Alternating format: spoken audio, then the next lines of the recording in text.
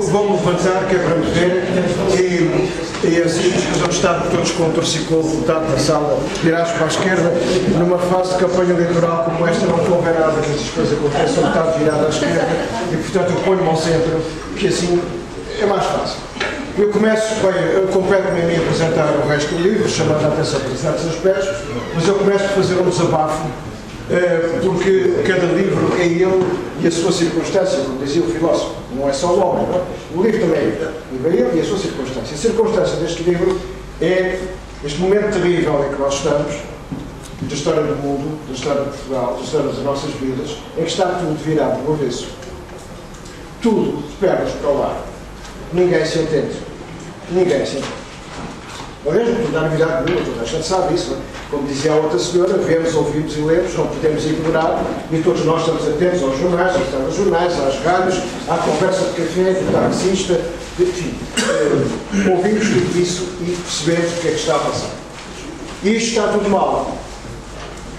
Falando só da nossa casa, que é como que é isto do nosso país, como é que é possível que um país que tem o culto do Menino Jesus, e não propriamente do Senhor dos Pais, o culto do Menino Jesus, que depois tenha tantos pedófilos aí à solta ou já presos? Como é que é possível que o país das Nossas Senhoras estude mais alguma coisa, mais aquela gente, aquelas centenas de milhares que se vão arrastar para Fátima, aquele espetáculo penoso de martírio voluntário? Como é que é possível que nesse mesmo país haja tanta violência doméstica, tanta mulher espancada e morta? Qual é a coerência disto tudo? Como é que é possível que o país das misericórdias, do culto do Espírito Santo, da atenção aos pobres, da esperança de que um dia não haja mais miséria neste mundo, nem mais pobres e que as cadeias estejam abertas, neste mesmo país temos gente que se arroga o direito de nos governar e que nos vem ensinar que temos é que salvar bancos, não temos que salvar pessoas. O que é que estás a fazer neste mundo? Estou a salvar bancos. Então o que é governar? Governar é salvar bancos. É este mesmo país em que nós estamos, é o que está a passar neste momento. Estão nas tintas para as conotações que já vos estão a dar até com o Estado Vermelho. Estão nas tintas pretas. Deve dizer. Como é que é possível que um país que tem tantos séculos de história, que se pode orgulhar da sua própria história, nos seus altos e nos seus baixos, todas as histórias são assim, como as nossas vidas, depois vá imitar servilmente aquilo que os americanos têm de pior? Que é o que nós vemos hoje. Abre-se a televisão e está lá tudo. Só percebemos porque é que os americanos ganharam a Primeira Guerra e depois a Segunda Guerra. Impingiram a cultura, se é que aquilo é cultura, para cima de nós, e nós hoje, atentos, vulneradores e obrigados, abanamos o rabo, salivamos, ouvimos a campainha e vamos consumir aquilo que eles nos impingem. E é aquilo que nós temos em todos os canais. Como é que é possível, tendo nós a língua que temos, e passamos a vida a encher a boca com aquela coisa de que a minha pátria é a língua portuguesa, faz-se bem os discursos, não é? E a seguir falamos uma coisa que não é nem português, nem inglês, nem brasileiro. É uma coisa esquisita, é uma mescla. Mais o famoso desacordo desortográfico, daquela coisa toda que inventaram para aí, para os quantos senhores venderam os milhares de livros no Brasil, e em Angola e em Moçambique, fazendo mais os negócios. Este é o panorama das nossas vidas, é o pano de fundo das nossas vidas hoje. E por mais que a gente se ria, como dizia o outro, só me dói quando me rio, não é? É um pouco isso, quer dizer, a gente ri-se e ao mesmo tempo há uma dor que acompanha. Não é? Este é o panorama em que nós estamos. É o panorama da total confusão. Confusão. Pois é, confusão, Mabul em hebraico, é um nome dado da Bíblia ao dilúvio. Não é chamado dilúvio, é chamado Mabul. Confusão. A extrema confusão. E, bom, e toda a gente conhece aparentemente a história do dilúvio. Aliás, de vez em quando se fala do aquecimento global, vem-se outra vez com esse mesmo fantasma que pode acontecer. Muitas cidades à beira do mar ou à beira do rio ficarem submersas, portanto não é um fantasma de ficção científica, é qualquer coisa que pode acontecer, mais década, menos década. Mas essa história funciona como história exemplar, porque a Bíblia não é um livro de história, mas é um livro de histórias exemplares. Funciona como história exemplar para percebermos algumas coisas. No meio daquela desolação toda, daquela humanidade que se apareceu, aparece uma figura de um homem íntegro e de um homem justo, melhor que havia naquela época, que se chamava Noé. Aliás, de alguma maneira, somos todos filhos de Noé. Noé salva-se, ele, a mulher, os 3 filhos e as mulheres dos filhos. Ao todo são 8. 8, o número 8. Era tão importante para o autor então. Claro, 8 é o 8º dia. É o primeiro dia de uma nova criação essa feita pelo ser humano. Não é? Tudo isso. Lembra-se as pias batismais feitas pelos templários, e por uma vez eu vou falar dos templários, e portanto mal digo deles, não é? Eram octogonais, não é? Havia saber. O octógono está presente por aí e sempre com o sentido de uma nova criação. Se olharmos para o relato do dilúvio na Bíblia, encontramos muitos pontos comuns com a época em que nós estamos a viver. As coisas não acontecem por acaso. Nós hoje estamos realmente confusos, estamos desorientados. Buscamos uma luz no meio da escuridão. Buscamos um farol, usando uma linguagem que é muito próxima aqui de Sesimbra e destas paisagens marítimas. Procuramos alguém ou alguma coisa a que nos possamos agarrar para não nos perdermos. António Telmo foi, é e será uma dessas figuras luminosas, mas de uma luz perene, que não se apaga, pelo contrário, torna-se maior à medida que vamos descobrindo aquilo que ele nos deixou como exemplo e como obra. Passaram-se quase 5 anos desde que ele partiu ao encontro dessa mesma luz. E desde então para cá, em vez do esquecimento da tal lei da morte de que falava Camões, de que António Telmo tantas vezes falou e escreveu tanto sobre ele, nós temos assistido, temos vindo a testemunhar nas nossas próprias vidas um interesse redobrado por tentar encontrar uma resposta para as tais dúvidas que temos nas próprias reflexões dele. E por isso o lemos e o relemos uma e outra vez, incessantemente. Quanto mais o estudamos, mais vamos descobrindo sentidos novos para aquilo que é dito ou para aquilo que é apenas sentido. Fazendo isso, tentamos desvendar o mistério, o segredo desse homem realmente ímpar. Quem foi? Quem é? Quem será? Deixa-me pôr as coisas assim, António Telmo. Se todas as nações são mistérios, como dizia o Pessoa, tantas páginas que escreveu sobre Pessoa também, muito mais ainda são mistérios os homens que se foram criados em íntima correlação com Deus, e não há imagem e semelhança, como aparece escrito, porque Deus não tem imagem, portanto também não tem semelhança, logo não podemos ser criados à imagem dele. É um problema de erro básico de tradução bíblica, não é? É em correlação com, é relação íntima com, e não à imagem.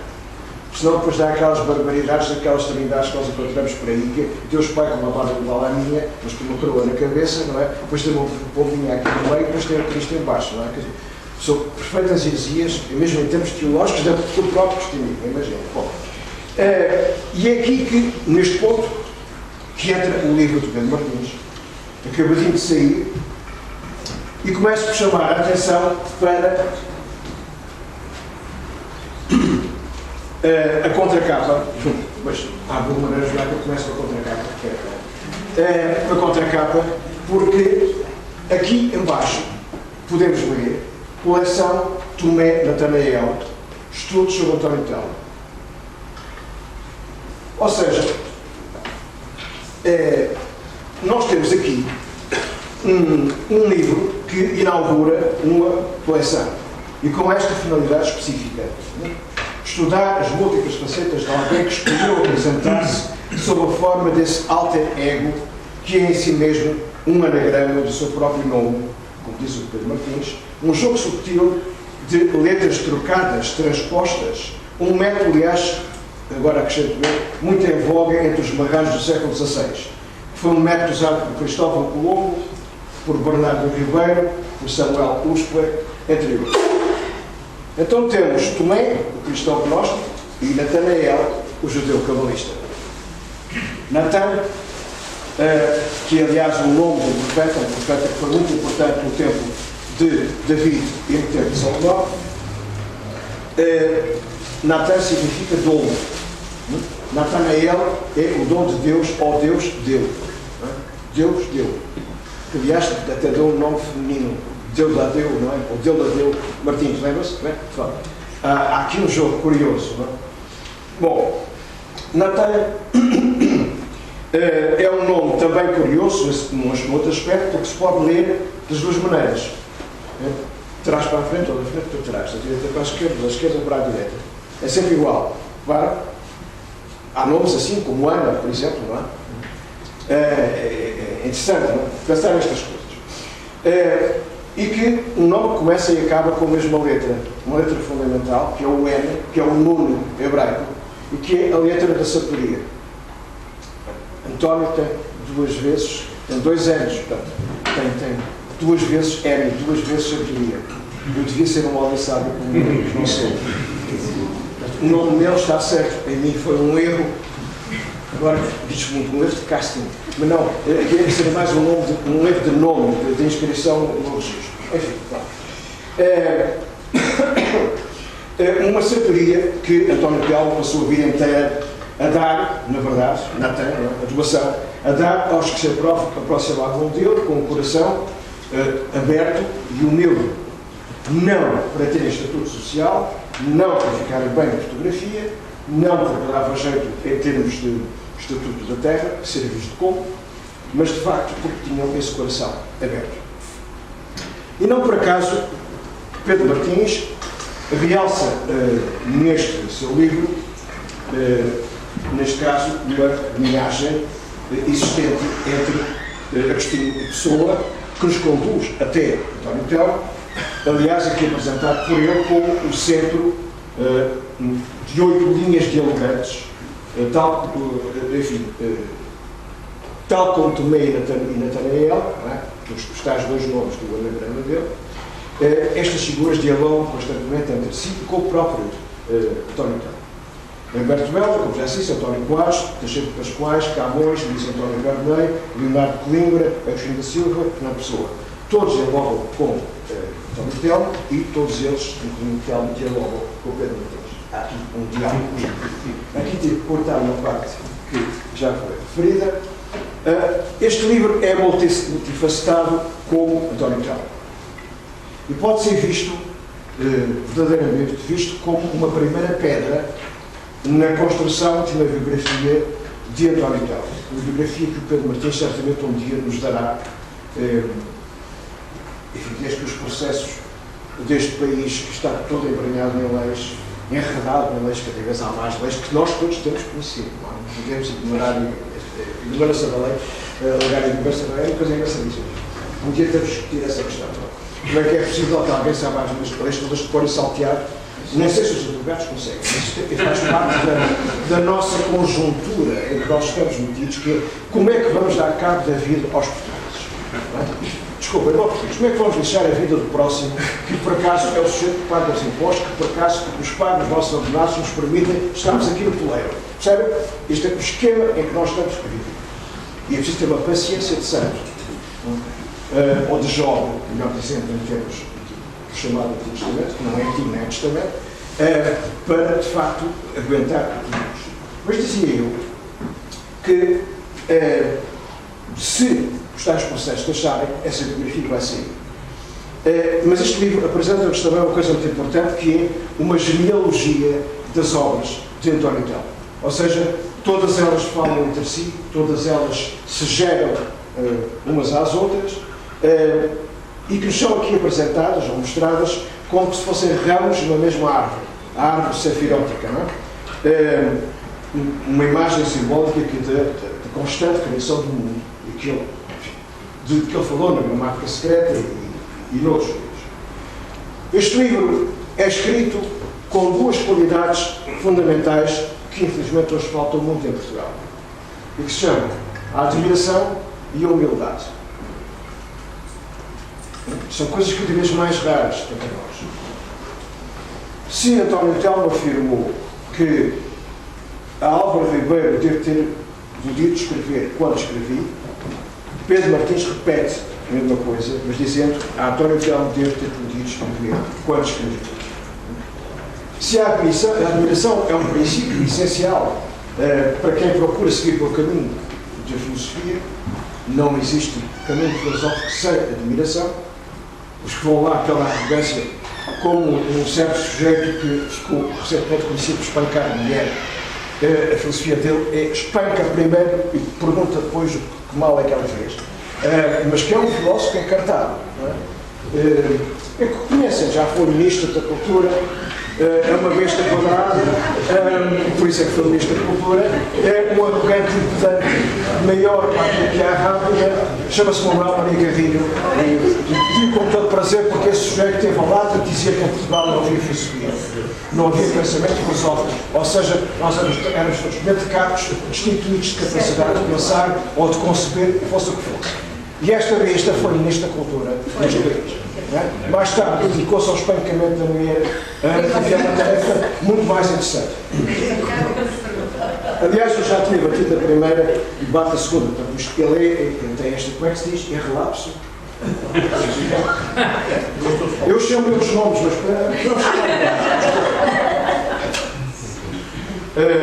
estas questões também servem para nós desabafarmos. Chama-se a catarse coletiva. Se pode fazer coisas destas. É uma coisa muito grega. Já não é muito grega.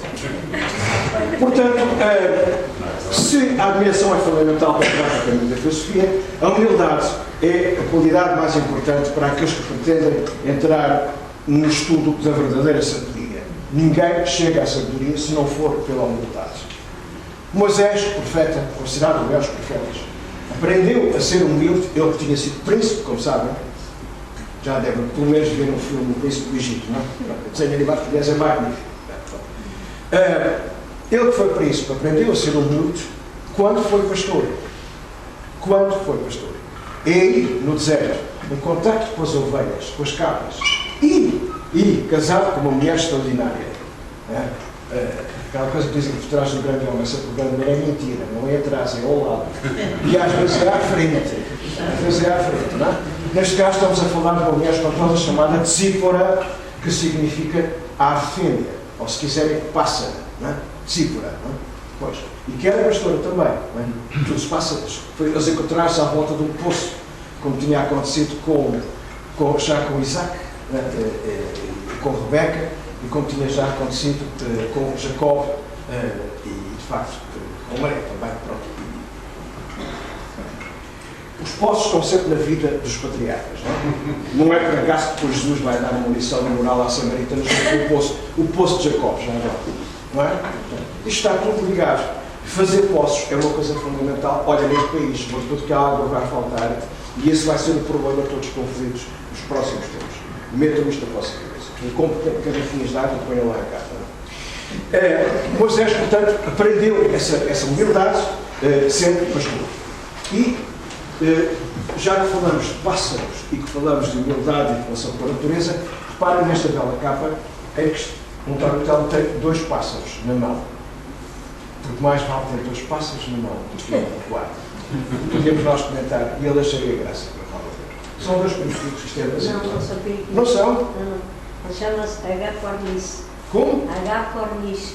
São verdes. Podemos ter outra amarela também. São verdes e andam nas mãos, nos nossos Não olhos. são Não são periquitos, não. O periquito é um tipo de periquito, mas é mais gordinho e muito pacato, ampio, assim como os periquitos que não param de cantar e cansam. Chama-se, olha, se tu que falasses nisso, sim. Olha, até trouxe o nome. H. cornis. Está aqui, se quiserem, depois podem ver. Vamos por aqui. São os pássaros. Estamos sempre a aprender, estão a ver? Estamos sempre a aprender. E isto é uma beleza, tudo isto, porque realmente está tudo ligado. Todos os pássaros, as pessoas, a humildade, a relação com a natureza, sabem quais são. Então tinha com a natureza, como foi sempre fundamental para a vida dele, não é? Ele percebeu que era um homem inteligente. Dos pássaros. Também, não é? Sentia falta. Pois é. Até arranjou um pagote, uma gaiola enorme, um pagote chinês. Para ter, mas aí eram periquitos que eram coisas espetáculas. Mas só que eu conheço uma senhora que vive com duas araras, que é um bocado pior. Bom,